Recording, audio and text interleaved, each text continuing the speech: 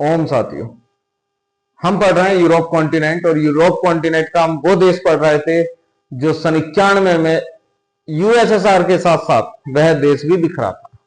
कौन सा देश? युगोस्लाविया। युगोस्लाविया एक ऐसा देश, ऐसा मजबूत देश बना, लेकिन वह सिर्फ एक व्यक्ति के पीछे चलने पर ही रह गया, और जिनका नाम था टीटो। और उनके गुजरने के बाद वह देश एक माचिस की डिब्बी की तरह बिखर गया और उसके तमाम टुकड़े हुए। उसी समय सोवियत संघ के टुकड़े हुए। सोवियत संघ 15 देशों में टूटा, ठीक है। और ये युगोस्लाविया हम पढ़ रहे हैं, जिसमें से हमने स्लोवेनिया, क्रोएशिया, बोस्निया और हर्गोविनिया देश हम पढ़ चुके हैं, और कारण भी हम पढ़ चुके हैं कि क्यों अलग हुए थे। आइए उसके बाद हम एक देश पढ़ते हैं, सर्बिया। सर्बिया एक मुख्य कारण रहा इन देशों को अलग होने के लिए मजबूर करने में। ये एक दिन में आजाद नहीं हुए देश, या ये कह सकते हैं कि ये सभी देश एक दिन में अलग नहीं हुए हैं। रातों रात कोई चमत्कार नहीं हुआ कि इनकी एक डिमांड आई कि हम अपना अलग देश बनाना चाहते हैं। नहीं, इनका एक्चुअल में राजनीतिक जातीय मतभेद था, और उस मतभेद का परिणाम यह होता है कि अंततः सर्बिया देश, ये बाकी सभी देश युगोस्लाविया से अलग हो जाते हैं। और एक दिन ऐसा होता है कि युगोस्लाविया का भी नाम खत्म हो जाता है। उस समय क्या था? युगोस्लाविया का नाम सन 2003 तक चलता है, लेकिन 2003 के बाद युगोस्लाविया का नाम संपूर्ण रूप से खत्म हो जाता है। 2003 तक कैसे चलता है, आइए समझते हैं। देखिए, सर्बिया जो देश था वह बाद में जब ये देश अलग हुए तो यह युगोस्लाविया भी बन के रहा। कौन सा देश? जिसमें सर्बिया था, मोंटीनेग्रो था और कोसोवो था।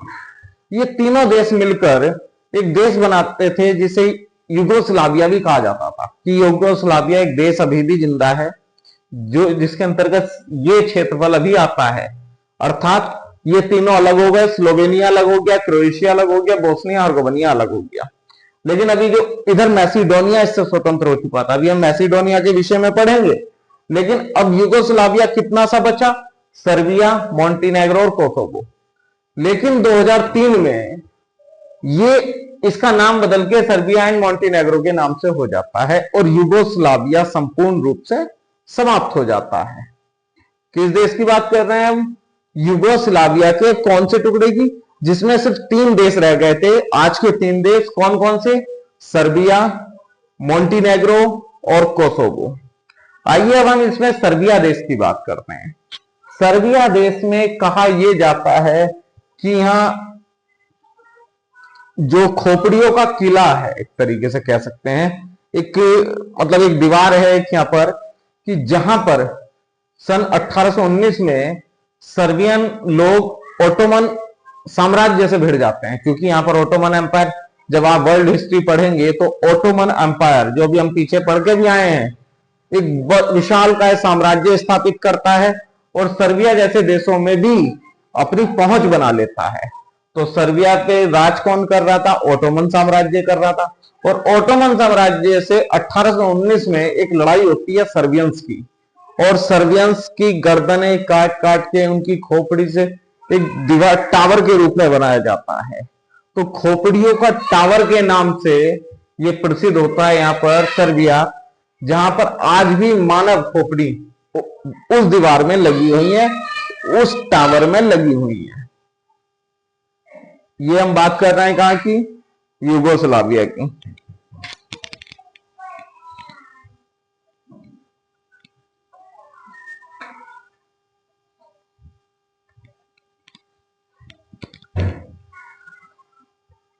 आइए उसके बाद हम बात करते हैं सर्बिया के अलावा। सर्बिया के विषय में हम ये भी पढ़ चुके थे कि सर्बिया एक मुख्य कारण भी रहा युगोस्लाविया को तोड़ने में। क्यों रहा? क्योंकि यहाँ सर्बियंस रहते थे, ऑर्थोडॉक्स क्रिश्चियन रहते थे। जो ये क्रिश्चियंस थे, जिस कैटेगरी के क्रिश्चियंस थे, उसी कैटेगरी के सोवियत संघ में भी रहते थे। और ये हम पिछले लेक्चर में भी बात कर चुके हैं कि जब सोवियत संघ टूटता है तो इनकी हिम्मत टूट जाती है, क्योंकि इनको फंडिंग यूएसएसआर से मिल रही थी, इधर से इधर के देश इन्हें भी सपोर्ट कर रहे थे, क्रोएशिया और बोस्निया देश को। लेकिन जब सोवियत संघ टूट जाता है और सोवियत संघ यहाँ पैसा देना बंद कर देता है, तो ये देश भी ये सोचते हैं कि हम अपना पैसा क्यों दें। और यही कारण होता है कि यहाँ पर फाइनेंशियल क्राइसिस आ जाती हैं। और ये बात भी हम पिछले लेक्चर में पढ़ चुके थे कि स्लोवेनिया और क्रोएशिया सबसे ज्यादा पैसा कमाने वाले, यूगोस्लाविया के अंदर जो सबसे ज्यादा पैसा कमाने वाले क्षेत्र थे वह आपका स्लोवेनिया और क्रोएशिया का। जी बिल्कुल। अब आगे अगर हम बात करें सर्बिया की, तो सर्बिया क्या चाहता था कि हम यहां से जो सर्बियन ऑर्थोडॉक्स क्रिश्चियंस थे वो ये चाहते थे हम पूरे यूगोस्लाविया को यहीं से कंट्रोल कर लें, सर्बिया से कंट्रोल करें, जिसका विरोध करती है स्लोवेनिया, क्रोएशिया और बोस्निया हर्जेगोविना। क्योंकि हमने ये भी पढ़ा कि बोस्निया हर्जेगोविना में क्रोएट्स भी थे, सर्बियंस भी थे और मुस्लिम्स भी थे। यहां पर बोस्नियंस मुस्लिम थे। यहां पर कहां पर, यूगोस्लाविया की हम बात कर रहे हैं अभी। तो होता क्या है, अब यहां पर सर्बिया की लड़ाई स्लोवेनिया से भी शुरू हो जाती है, क्योंकि अगर आप देखेंगे कोई कनेक्शन स्लोवेनिया से नहीं है, डायरेक्ट कनेक्शन स्लोवेनिया का सर्बिया से नहीं है। लेकिन सर्बिया की आर्मी जब तक यहां पहुंचती तब तक इन लोगों ने अपने आप को, इनके रूट को डाइवर्ट कर दिया या डिस्ट्रॉय कर दिया। ये प्रॉपरली यहां तक नहीं पहुंच पाते थे। इसलिए सर्बिया ने सोचा क्यों ना हम स्लोवेनिया का लालच छोड़ दें और क्रोएशिया और बोस्निया हर्जेगोविना को बचा लें। इसलिए स्लोवेनिया मात्र 10 वर्षों के अंदर, 10 दिनों के अंदर आजाद हो जाता है, मात्र 10 दिनों के अंदर। लेकिन क्रोएशिया और बोस्निया हर्जेगोविना में संघर्ष होता है, कत्लेआम होता है। और मैं पिछले लेक्चर में बता भी चुका हूं, सबसे ज्यादा नरसंहार द्वितीय विश्व युद्ध के बाद जो गिना गया है वो बोस्निया हर्जेगोविना में गिना गया है, जो इन्हीं लोगों के द्वारा किया गया था। आइए इसके बाद हम आगे चलते हैं।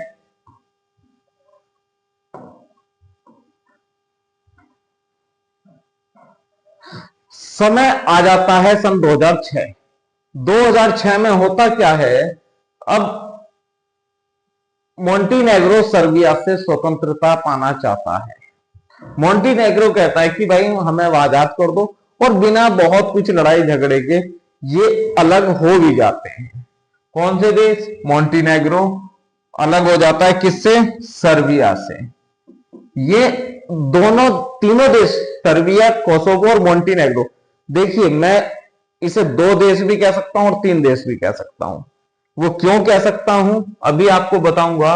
ये तीनों देश, सर्बिया, कोसोवो और मोंटीनेग्रो, ये तीनों देश मिलकर लास्ट में जो यूगोस्लाविया तक का नाम रहा वो इन्हीं देशों का रहा। जो यूगोस्लाविया नाम रहा लास्ट में वो इन्हीं तीनों देशों को मिलाकर रहा, सर्बिया, मोंटीनेग्रो और कोसोवो को मिलाकर। लेकिन कोसोवो को सर्बिया आज भी अलग देश नहीं मानता है। सन 2006 में मोंटीनेग्रो सर्बिया से अलग हो जाता है और सर्बिया इसको अनुमति भी दे देता है।